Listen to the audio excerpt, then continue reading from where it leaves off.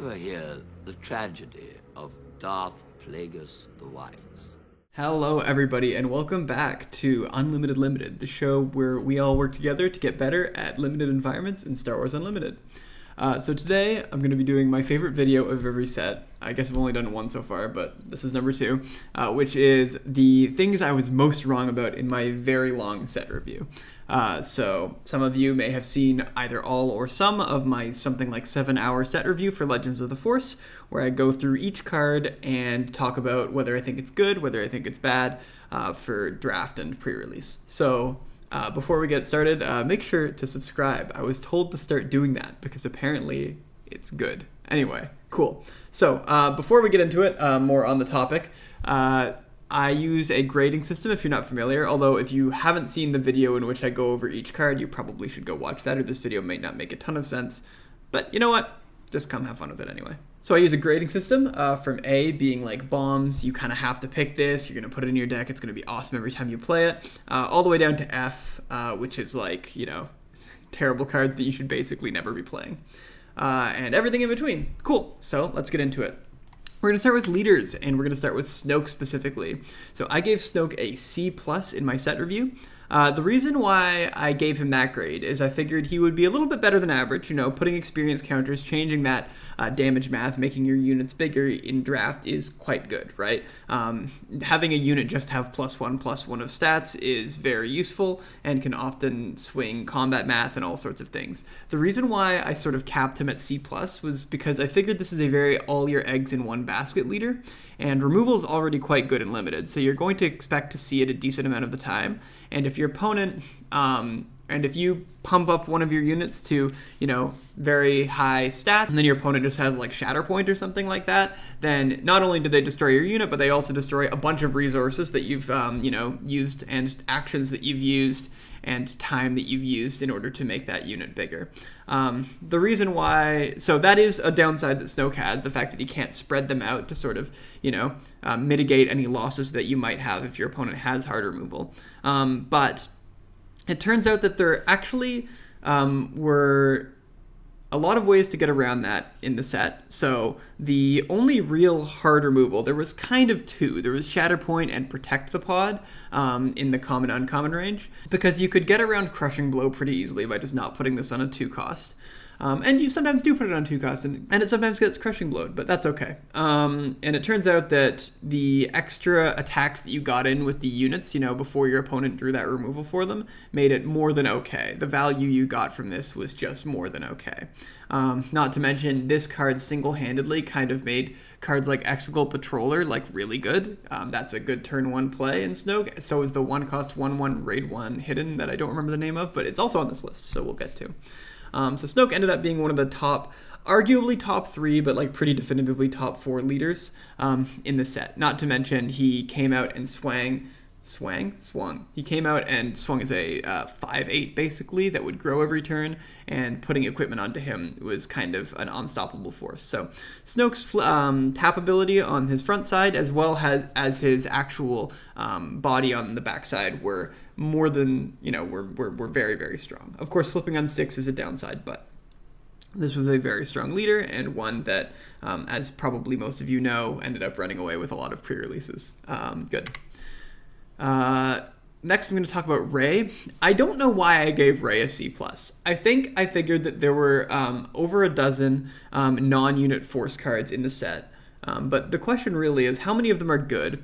And even if you can get them off semi-consistently in a game, how important is dealing 1 damage to a unit? Like, Mother Talzin could kind of just do that for free, and Kit Fisto could do 2 damage to a unit and he was in the same color pair as Rey. And the restriction of attacking with a Jedi was like not really that difficult to get off a lot of the time. Not to mention, Rey does flip on 7, and her flip ability is like not very good. Yeah, sometimes you draw a card, maybe sometimes you draw 2 cards, but like usually you don't. I found that oftentimes in the set, on the 7 resource turn, I had multiple cards in my hand. And of course, when I deployed Rey, I probably wouldn't want to discard them to draw 2. Now, a 6/8 body is relevant for sure, but I mean, that's pretty much what Snoke is, and he flips a turn earlier, and Snoke keeps growing. So, yeah, she has stats, I guess, but really she just wasn't very good at all. I think she was probably closer to a D. So that's it for the leaders. I think I was pretty right on most of the leaders. Things like Kenobi and Talzin I thought they were going to be good, and they were good. Leaders like Maul I thought was going to be good. Obviously, Revan and Anakin were not. Good, so let's get into space units. So I gave Exegol Patroller a C, and the reasoning for that was a 3-attack space unit on turn 1 is quite good. It can trade to basically every space unit that your opponent can play on turn 2, namely that 3/3 Sentinel. If you attack in with Exegol Patroller on that, then you've basically traded up on resources. The Overwhelm is nice. And the reason I only gave it a C is because I figured leaders like at pre-release Maul and in draft Talzin would be very prominent, and pinging something for 1 was pretty easy in this set with those leaders. And that is true. If you play this and your opponent's able to get the Force before you can buff this or anything like that, and they just give it -1/-1 and it just dies, you kind of got blown out. That's not good at all. That's probably setting you up to have a very tough time to come back if your opponent could just use their hero ability to destroy your turn 1 play right away. But so that was sort of why I tempered this as a C, even though this is pretty good stats on a turn 1 space unit. The reason why I've upped it to a sort of a B- with an asterisk beside it is because of Snoke.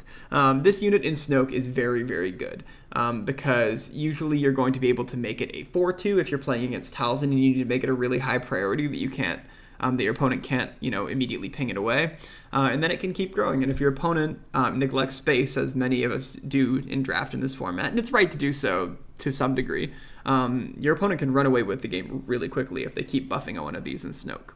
Now, outside of Snoke, is this still good? It's okay.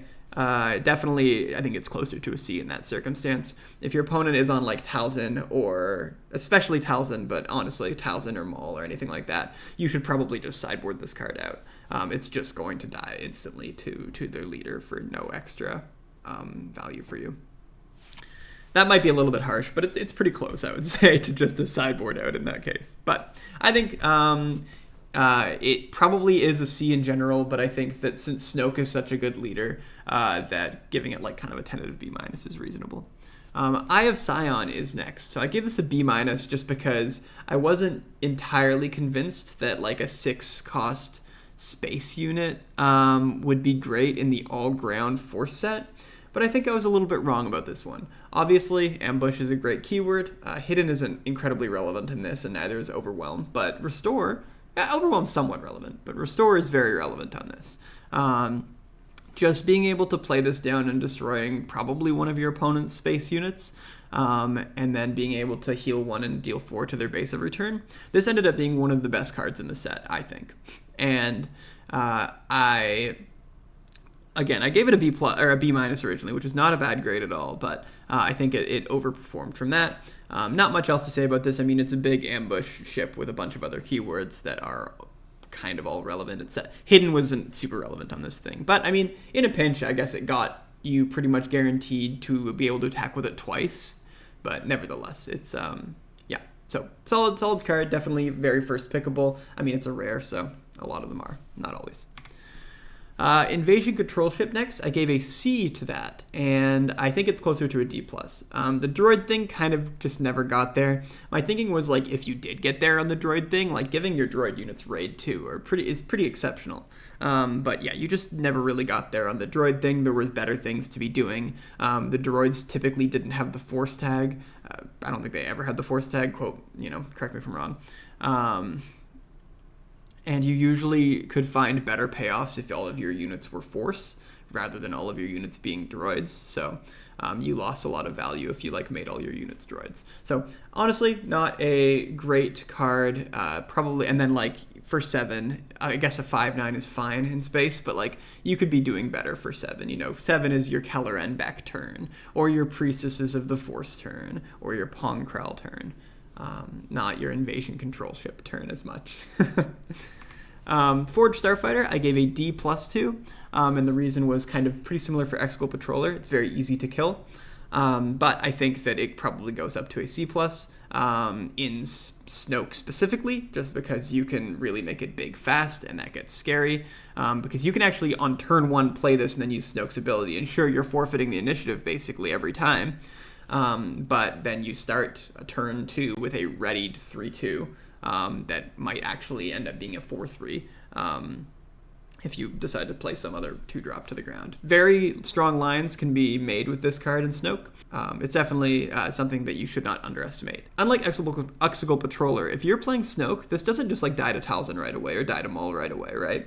Because in the Exegol Patroller case, you play it and then if they have initiative into the next turn, conceivably they can just kill it right there.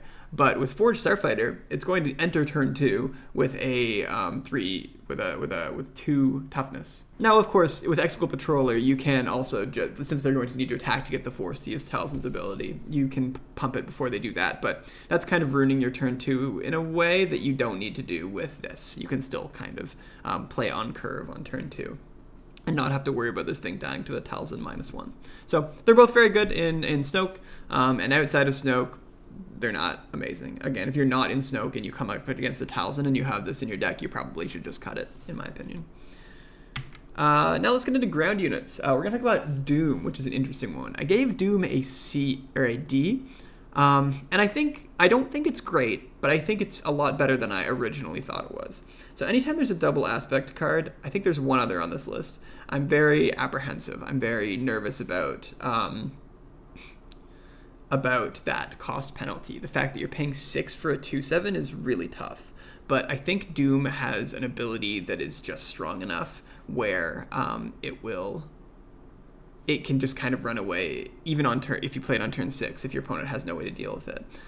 If you're in one of those blue Force decks, you probably have units like Chirrut, and if you can stick a Doom behind Chirrut, you basically just cannot lose on the ground. And then there are also some non-vehicle space units that he can give experience to, like Minok.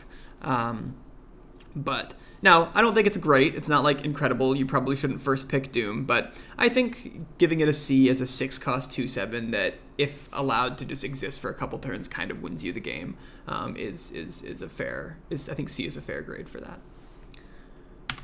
Next we have Secretive Sage, which I gave a C to. I think it's actually probably a B. This card ended up being incredible. I think this was one of the cards I was the most wrong about. It was able to kill a lot of common turn 1 plays, like the Night Sister Warrior. It was able to trade and do a lot of turn 1 plays, like Karis, or like Adigalia, or Yaddle. There's a lot of turn 1 plays that Secretive Sage is just very good into. It's good into... and so the reason why I gave it a C was because there is a decent amount of ping in this format. Again, especially at pre-release, which is sort of generally where my set review is focused towards. Everyone was going to have Maul. And, of course, ping is pretty good into shields. You can just kind of remove the text from this card, and then it's just a 2-cost 2/2. But... again, it was pretty much guaranteed to get you the Force tag unless your opponent had the Force token, unless your opponent had like Whirlwind of Power or Crushing Blow. There's no way that your opponent, even if they had the initiative on turn 2, could kill this without using one of their removal spells, right? Even if they play, let's say, I don't know, turn 1 Karis, you play Secretive Sage, they take initiative, they attack into your Secretive Sage, you attack back, right? There's a lot of units where if your opponent has the initiative going into turn 2, they can just keep you off of the Force, and Secretive Sage kind of guarantees that never happens. So genuinely great card. In some weaker packs, it's first pickable. This card is probably a B. And in the top 8 draft of the recent limited PQ, I absolutely should have taken it. Oh, whenever I did not. Next we have Axe Woves, which I gave a C to for a similar reason about pinging. But honestly, this card is incredible.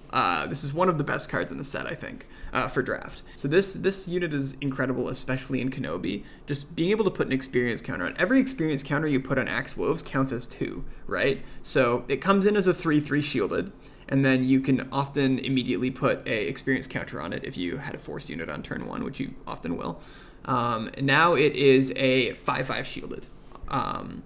and you're going into turn 3 with a readied 5/5 shielded. Or if your opponent wants to sacrifice their turn 1 play into it, which they will always have to do, right, unless they put equipment on it, then it's a 4/4, sure, but it also ate one of their turn 1 plays. So Axe Woves is generally incredible, and the fact it can be in Heroism and Villainy is bonkers. Now, of course, it's best in Kenobi, in my opinion. And the other great thing about Axe Woves is it actually dodges Crushing Blow, which is a big problem for equipment decks, and it dodges...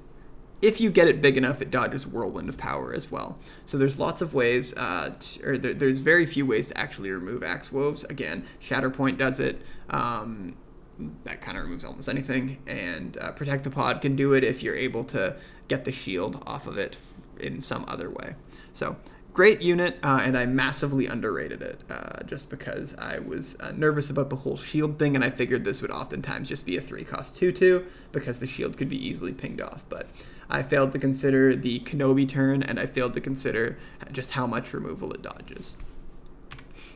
Next we have Praetorian Guard, which I gave a C to, but I think is actually, again, closer to a B. This card is actually just kind of bonkers in, again, Snoke, one of the best leaders, because you can pretty easily pump up one of your... It's pretty much made for the Snoke deck. It's fine on turn 2, which is when you play it on curve, but it's even better late, because your Snoke is going to probably be continually pumping itself, or some other very big unit, and when you play Praetorian Guard, now they can no longer attack into Snoke profitably, and he's probably going to get at least 1, maybe 2 more attacks off, which can definitely swing the game in your favor.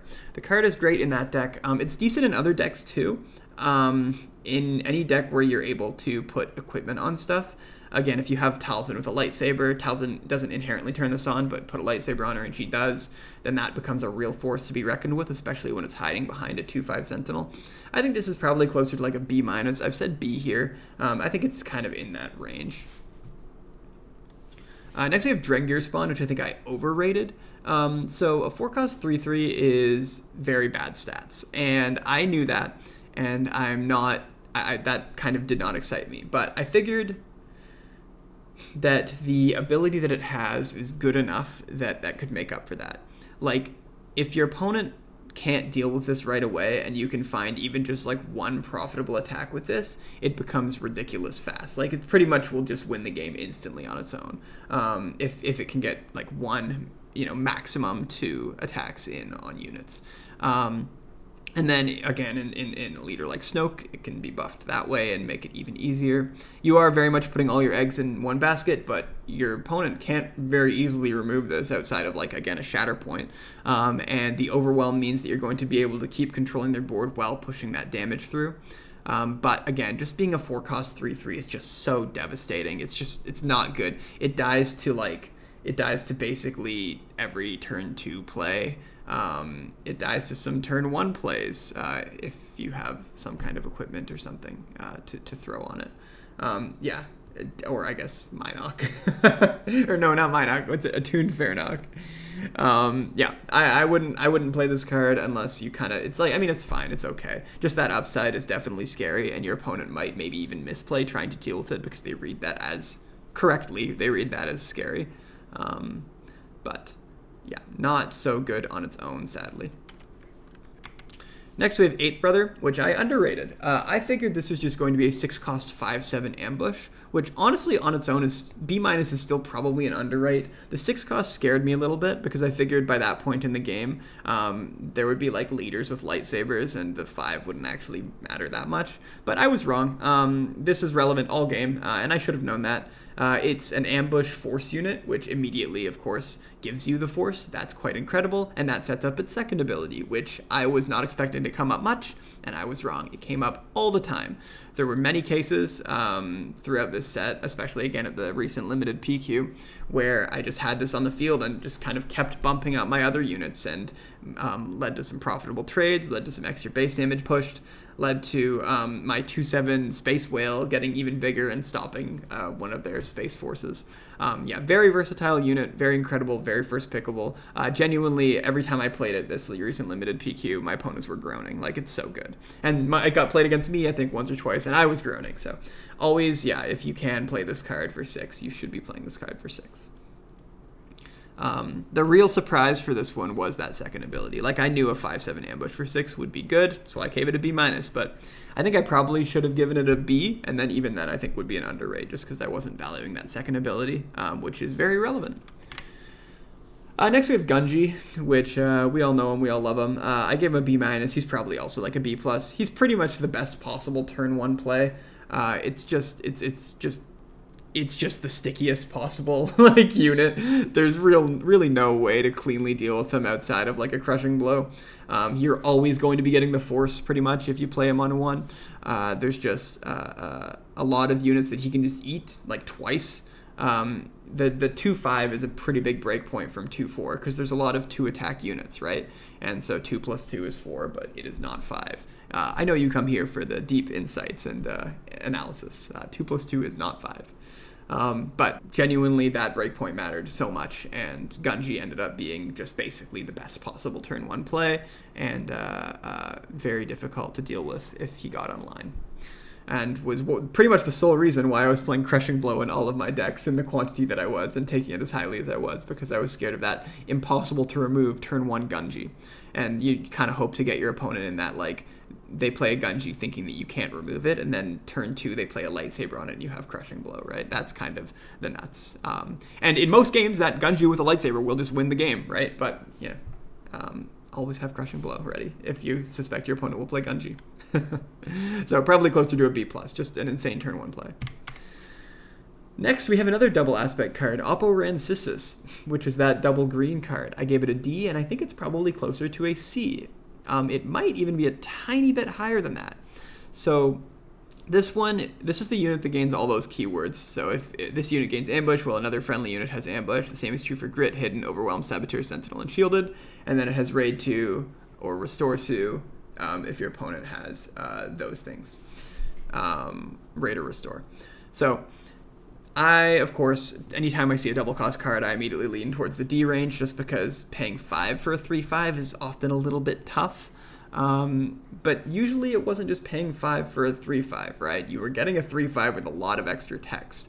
There were a lot of keywords in this format, and it was very easy for Oppo Rancisis to have ambush, and to have restore, and sometimes to have overwhelm, and sometimes to have shielded even, right? That This curved very nicely, actually. I think it was Jedi Temple Guards, the 4-cost green 2/4 that had ambush and restore 2. Then you play that on the 4 resource turn, and then you play Oppo Rancisis on your 5 resource turn, and you have a 3/5 ambush restore 2. And if you depending on what you were doing, you might have Secretive Sage out with a shield, or you don't even need to have the shield still; it just has shielded. So that needs a 3/5 ambush restore 2 that comes in with a shield, like. Oppo Rancisis, there's so much potential to build decks around him, even in draft, that I think he is a C if you're kind of unprepared, and definitely goes higher. Like, even just throw him into a green deck that just has random incidental keywords, and he'll probably be like a C. But if you throw him into a deck where you specifically had in mind these curves and these ways to set Oppo Rancisis up, it's going to be even better than that. So keep an eye out for him, and don't underrate the double aspect card just because they are double aspect. Next we have Dagayan Master, which I gave a C+ to. I think it's closer to a B. The reason I gave a C+ to this was because I figured maybe it was a little bit slow. I figured it would be good, but 5 cost 5/5. That, sure, it draws you a card, and it draws you a good card most of the time, right? I was a little bit worried about being able to have the force always, so I kind of evaluated this as drawing you the card 70% of the time, and then of course you need to hit the force unit, but you do most of the time. But really it's more like if you've built your deck around this, around having a lot of force units, you'll hit the unit basically every time, and you'll have the force basically every time. So 5 cost 5/5 that draws you a card at least one time is good, and probably better than a C+ on its own. And then the fact that, when it attacks and kills something, it draws you a second card is just insane, of course, right? Because even if you don't have the force, it gets you the force when it attacks, and then you can use that to get another card. So great card. And then also, this is a little bit weird, but it gives you information about what's on the bottom of your deck, because the top 5 of a limited deck is a lot of that limited deck. So you should be looking at not just the card you take, but the other 4 cards that you now know you're not going to draw. And then same thing whenever you do it again, you should be looking at the other 4 cards that you're not going to draw. And that is like at the point when you're playing Dagger and Master, that's over half of your deck that you now have information about. And yeah, sure, you have to randomize the order when you put it on the bottom, but you still know those 4 cards are on the bottom of your deck. So that's very like minor, but something that you should probably be keeping in mind if you're really sweating. Good. So good card, great card, and the fact that it wasn't in Heroes of Mervillainy as well made it even better. So great card and probably closer to a B. Next we have Attuned Fairnock. I gave it a C+. Now, of course, it does have 1 toughness, and that is a problem, right? It can die to Talzin. Pre-release, it could die to Maul. It can die to Kit Fisto really easily, I guess. That one less so, but Talzin and Maul are the 2 big ones here. I guess Ray, if we're not going to count that. So I was a bit nervous, but the reason why I gave it a C+ was because of the 4 kills like everything, right? This is kind of the perfect counterplay to your opponent's everything except for Gunji, to your opponent's turn 1 play, right? They play Karis, you play Attuned Fairnock, and you just deal with it. They play Yaddle or Adigalia, you play Fairnock, you just deal with it right away. And then if you put it in like Kanan and you can give it a shield, that's even better, because now you can deal with their turn 1 play and still keep your 4/1 around, which is a real threat that could put real damage onto base, or continue to deal with most of their turn 2 plays, or even some of their turn 3 plays, right? Like 4 attack on a 1-cost unit is very relevant. And hidden is nice too. It means it doesn't just die to Mysterious Hermit or something like that, right? Now, why is this a C-? Yes, it does kill basically everything. If you don't play it on exactly turn 1, it loses a lot of its value, because you now have to spend even longer and actions to deal with maybe one of their cards, and usually if they're building their deck with things like Sentinel and whatnot, they can kind of have a bit of control over where that goes.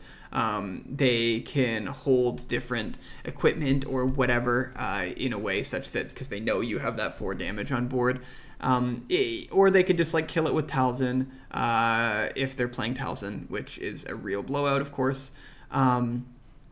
It's still not bad. That's why I'm calling it a C- now. Like, I don't think this card is in the D range, but it just doesn't usually get there.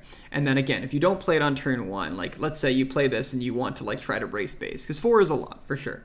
You're gonna have a really hard time racing base because you are sure you're attacking with 4 every turn, but your opponents have had an extra turn to set that up now. And I just don't think this is great, but I can see why I thought it was good at the beginning, even though it dies really easily to basically anything.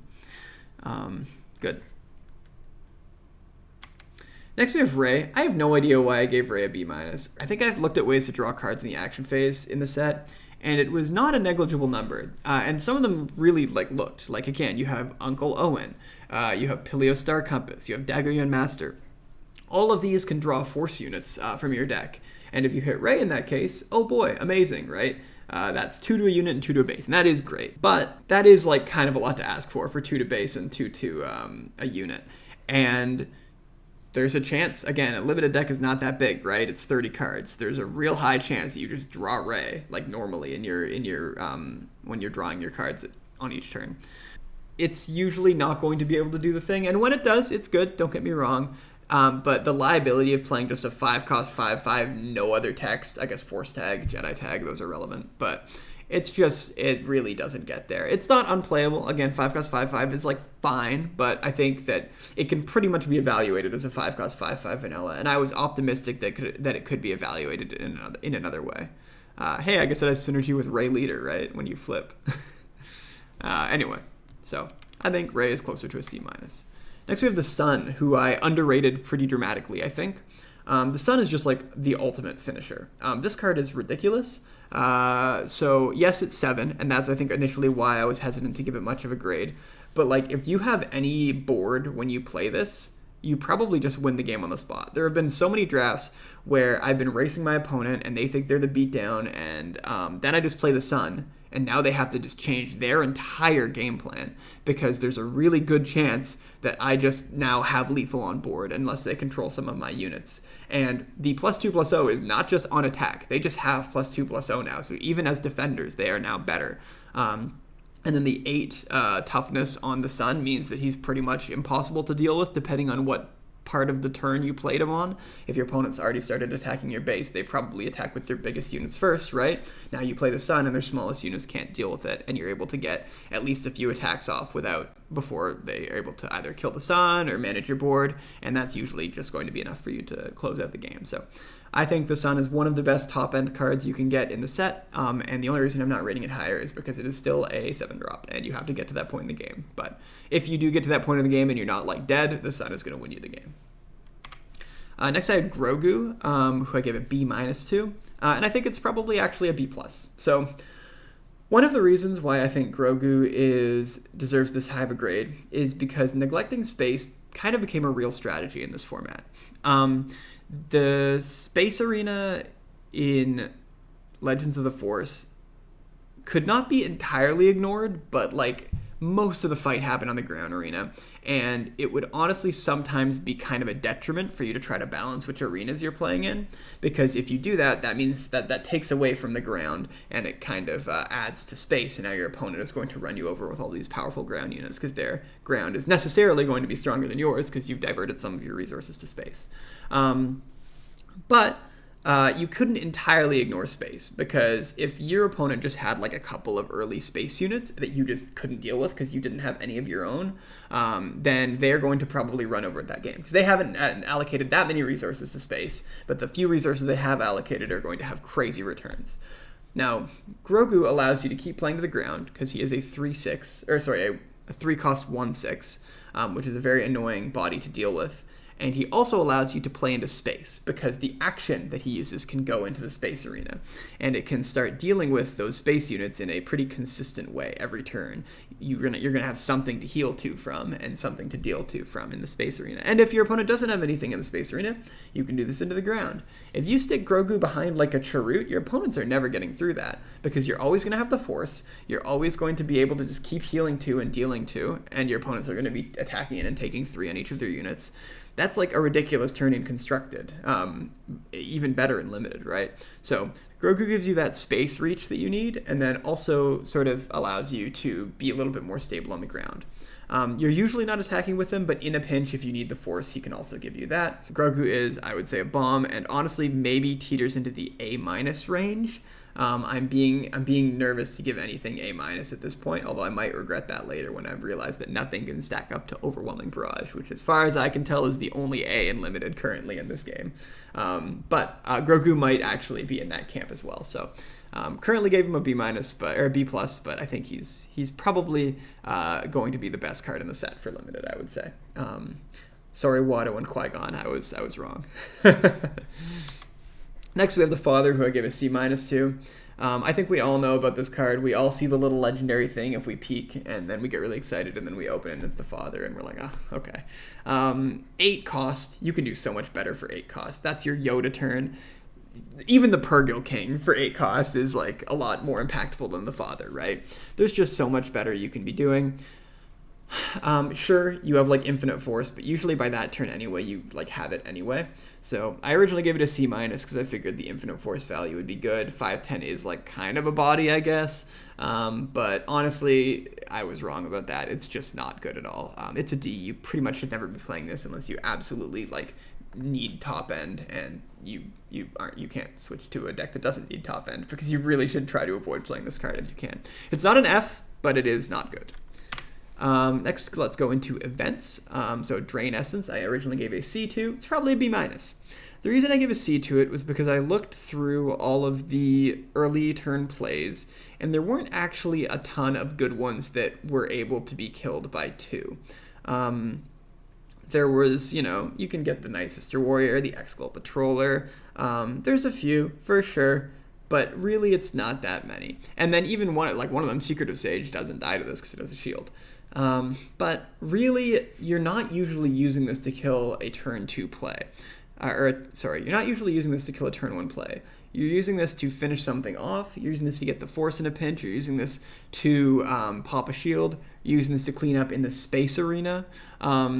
In a deck like Talzin, for example, or Maul, this is basically deal 3 because you get the force and then you can do that, which actually is a breakpoint that matters a lot, especially when dealing with, say, like Minok or a lot of other space units. So generally this is, and the other thing is removal was like very scarce in this format, so any removal, and this is removal, was better than expected.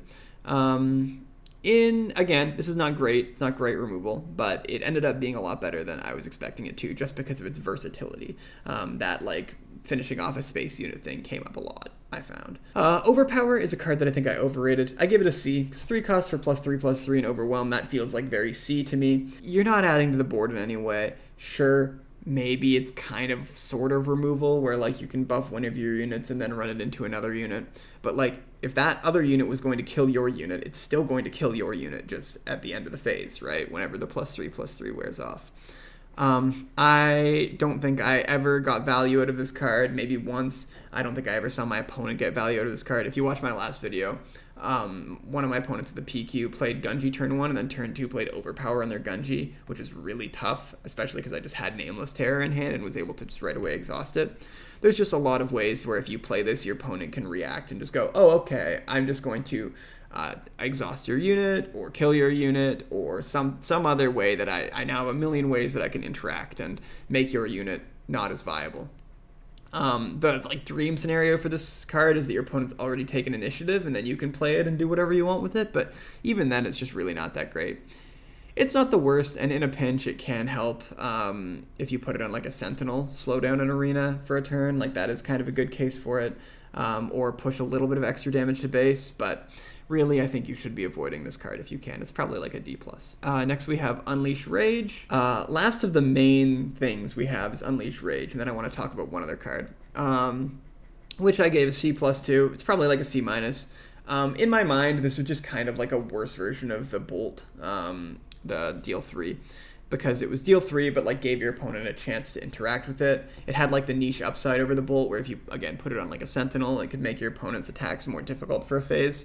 But really, it had the same problem as Overpower did, where it was just like, yeah, sure, you're making one of your units going like hit harder, but you're giving your opponent a whole turn to deal with that. And there's lots of ways to exhaust. There are some ways to bounce. There's some ways to remove, right? There's like a lot of ways where playing this card just kind of loses you a lot of opportunity.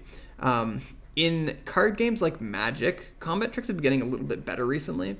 And a lot of that, I think, is because when you in Magic, you go to attack and you attack your opponent, and then they go to blockers, and then they kind of set up how their blocks are going to go, and that usually telegraphs whether they have something that they can deal with you in their hand. And then you can look at their open mana, and you can look at how many cards they have in their hand. And there's like a lot of ways where you can kind of telegraph that, but I find in Star Wars Unlimited, like the I go you go thing for combat tricks makes them a little bit trickier to navigate, because I play my combat trick and now you still have resources up, because we're basically like sharing, like I'm spending resources then you're spending resources, I'm spending resources then you're spending resources. So when I play Unleash Rage, unless it's like the last thing of the turn, right, you still have resources up to act, and you can go, oh, okay, well I wasn't going to, but like now that you've done that, I'll use Waylay, and Waylay's not in the set, but I'll bounce your unit.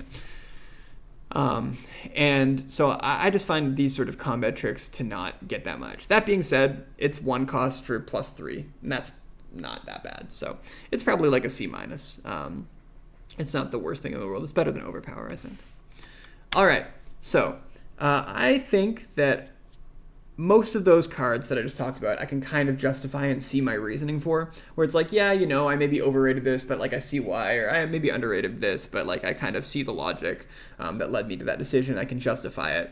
There is one card in this set that I cannot justify my rating for. I don't know what I was thinking. I must have been tired and delirious. I have no idea. Pause the video right now and comment below what card you think that is, okay? All right, so The card that I think was just straight up bad card evaluation on my part, like truly just awful, is Precarious Predicament. I give this card a C. I cannot for the life of me figure out why I gave this card a C. This card is an F. It's genuinely one of the worst cards in the set. Let me walk you through why. So, 2 cost. I'll read it again just because you've probably never seen this card in the wild, unfortunately, because I do love minigame cards like this. But it's 2 cost, event in Cunning. It's a trick. It's at uncommon. It says, return an enemy non-leader unit to its owner's hand unless its controller says it could be worse. If they do, you may play a card named It's Worse from your hand or resources for free. So, I love this card that like kind of adds that little element of like, oh, you know, do they have it? You know, there's like a little mini game going on here, a little bit of social deception going on, deduction, whatever. And so this is kind of like Waylay massive asterisks, because it says I'm giving you a 1 cost discount on Waylay. You pay 2 instead of 3. But your opponent can just choose to straight up counter this. But if they do, and just as a reminder, It's Worse says defeat a non-leader unit. Okay, so let's look at the kind of like game theory table of this. In one corner, they don't say it could be worse. So you've just gotten 2 costs for a Waylay. That's good. This card just was 2 cost Waylay. Great card. I would include that in like basically every yellow deck.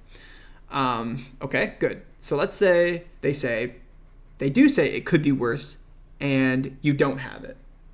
You've just gone down 2 resources and a card and an action for nothing. Absolutely nothing at all.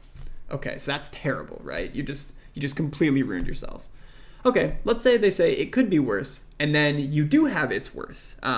Let's break this into 2 categories. First one is you have it in your hand. Okay, so you've spent 2 and 2 cards, and you get to remove a unit. That's okay, I guess. It's not amazing, right? Because you've still 2 for 1 yourself, right? Like, yeah, sure, you got to play a 7 cost card for free, but is that card really worth 7 and 2 cards? Probably not. You still 2 for 1 yourself. And yeah, maybe that's sometimes okay to deal with a really big threat. There's a lot of other things that you would rather do first. Okay, let's say that they do say it could be worse, and you have it and you play it from your resources. Okay, so in the early game, you've just spent 2, and you haven't gone down a card in hand, so you haven't 2 for 1 yourself. You've just spent 2 to remove a unit, but you've gone down a resource.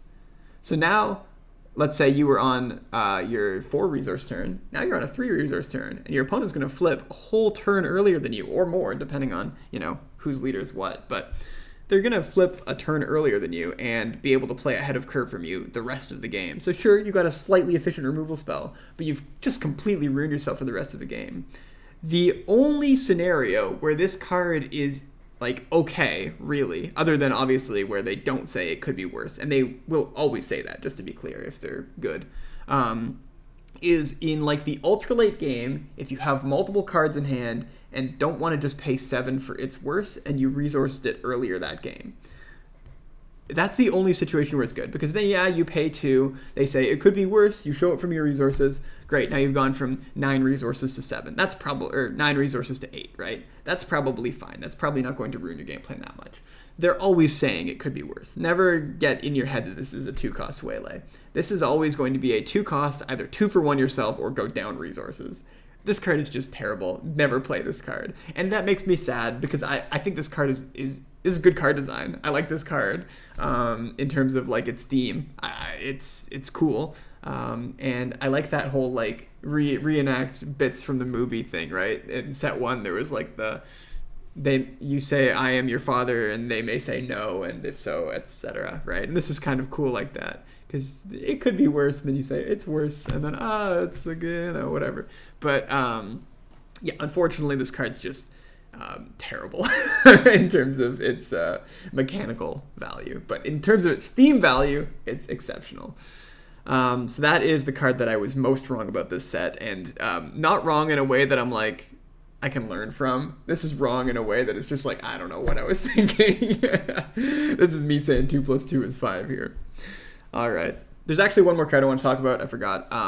Craving Power is also, I think, one of the best cards in the set, alongside Grogu. This card is just, it's kind of like Overwhelming Barrage at home, where it's not as good as Overwhelming Barrage, but it kind of does a decent impression of it, right? It gives +2/+2 to one of your units, and it deals with one of their units. Now, the reason why Overwhelming Barrage was so good is it could deal with a myriad of units at once.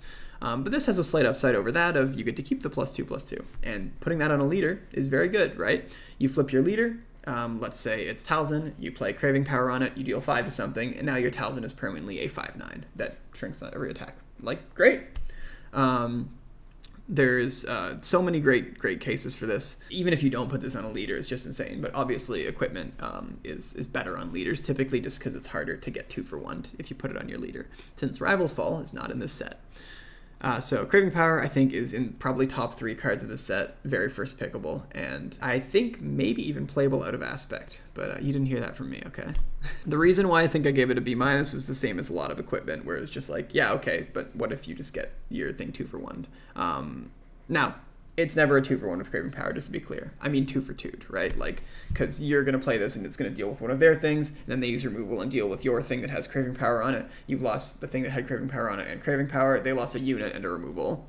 2-for-2, so that's why I said B+, because that's still pretty fine. And that's worst case scenario for this card. But it ended up being so much more. Just, again, putting it on a leader is just, it's insane. Good.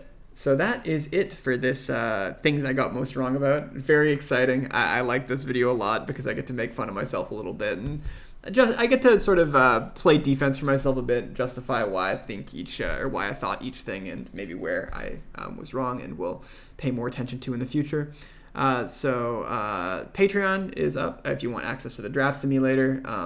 Sign up there and then shoot me a message. Secrets of Power, big long set review coming soon. And then I'll also add that to the draft simulator probably shortly after I make the video. I say coming soon. Coming when all the spoilers are done, whatever that ends up being. I'm very excited about it, though. There's some really cool designs in this set. At time of recording, Treya was just spoiled yesterday, so there's that infinite combo with Grand Inquisitor, which is very funny.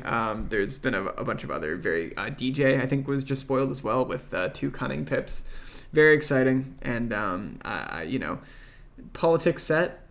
Some people were worried it was going to be boring, but reading some of these spoilers, I think it's going to be anything but. So, looking forward to that, and looking forward to making an even longer and even drier set review. So, if that interests you, stick around, and as always, may the Force be with you. So what I told you was true, from a certain point of view. A certain point of view?